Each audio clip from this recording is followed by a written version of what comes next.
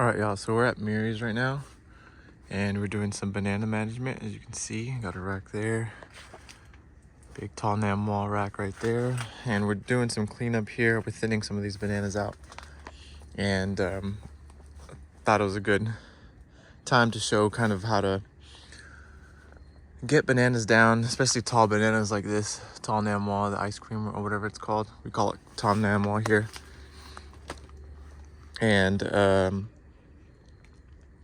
this needs to go right down in this pathway here. There are certain things here that it could hit. For one, this little baby star fruit. It's a grafted star fruit, so I need that to not get hit. There's a banana right there. It's kind of out of the way, but still, it's good to learn how to direct these tall bananas so they don't hit things that you don't want. I had a perfect example of another one I did over there, but I forgot to film because there was like real obstacles in the way. It was actually a perfect example, but this is a pretty good one too. So what I like to do is I like to make a face cut in the direction that I need it to fall, and at whatever height is comfortable. And I like to not make a back cut. The whole point of this is for the weight of the actual banana itself to do the falling. If you make a back cut here, then it's just too much. You're just gonna give the banana way too much give, and it's gonna just go down real fast. So what I like to do is get the face cut going and then just start pushing on it. Let's see if this works. Kind of need a little bit of force for this one. You just start pushing on it and it'll start to budge. The fibers will start to rip a little bit. You hear that? Oh. It's a little precarious to do it with just one hand like I'm trying to right now, but we'll see if we can steer it.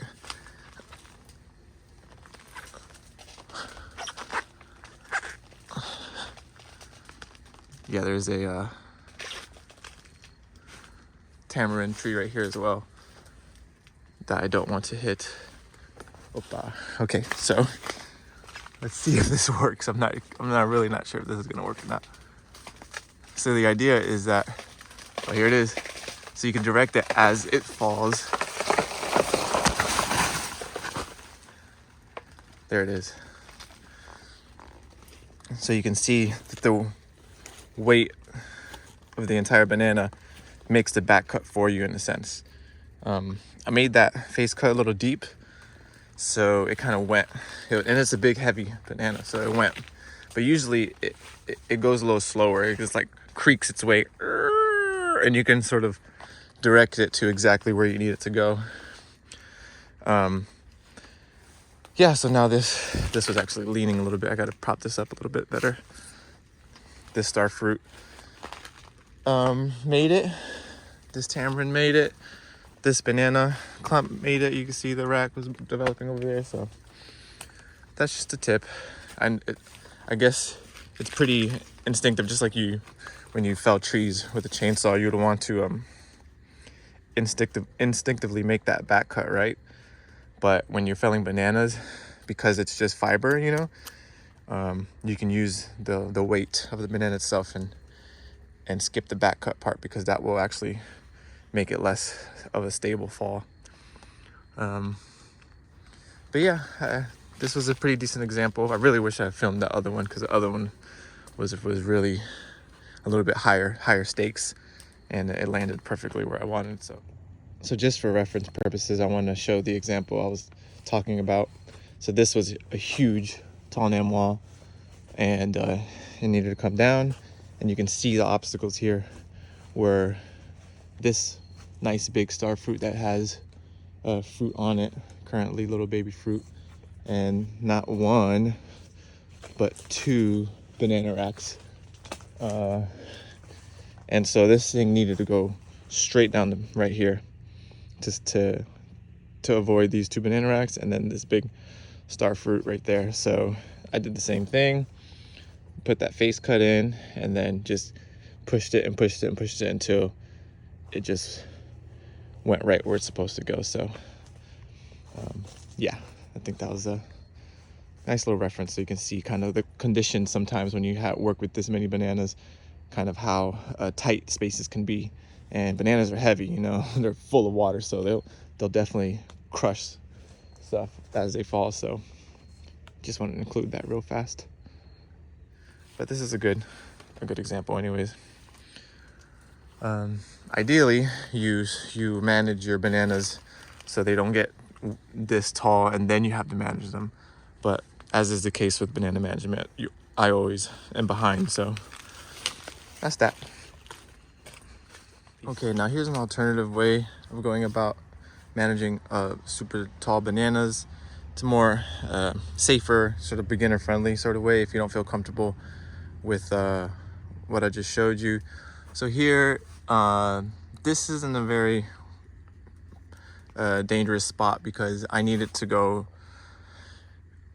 If I were to put it in the same place where I put the other one, it might hurt this little one, which I really want to keep, especially when it had the leaves on. When they had the leaves on, so I took all the leaves off. So yeah, here's the little one I want to keep. Just like, you know, an arborist would do to a tree that's in a very precarious spot. You would climb up. In this case, it's just a little step ladder. Take every single one of the leaves off so that they're not getting hung up on other bananas. As is often the case, one of the leaves will get caught up there in one of those hooks right there and kind of just like stay on. So there's absolutely no leaves on this one anymore, so it doesn't have any possibility of getting stuck on anything. And you know, you can either, if you feel confident enough, do it from down here and fell it, or like arborists do, you can come up at the very tip top with whatever tool you have and just take it off in chunks so that they're not huge, one big heavy piece. You know, it's just a few pieces that aren't as heavy, that are less likely to hit things that are valuable. All right, here we go. I'm up on the ladder, taking off my first little chunk here. See if I can do it. I'm a little bit nervous, honestly, but we'll see if it shows up for the camera here. So it's creaking.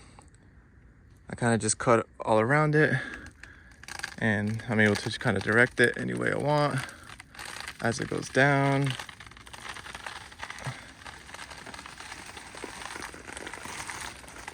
So you see it's still holding on pretty good, which is perfect and ideal.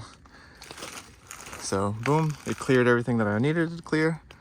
And then I can come in and just make that last little cut so that I can finalize, tear away from the rest of, maybe I can just do it by my hand, with my hand. Yeah, either way, that little piece needs to come off, and now you're left with something much more manageable, and you can just keep taking it chunk by chunk. It's a little bit more time consuming, but sometimes you have to be a little bit more precise with it. So yeah, hope that helps.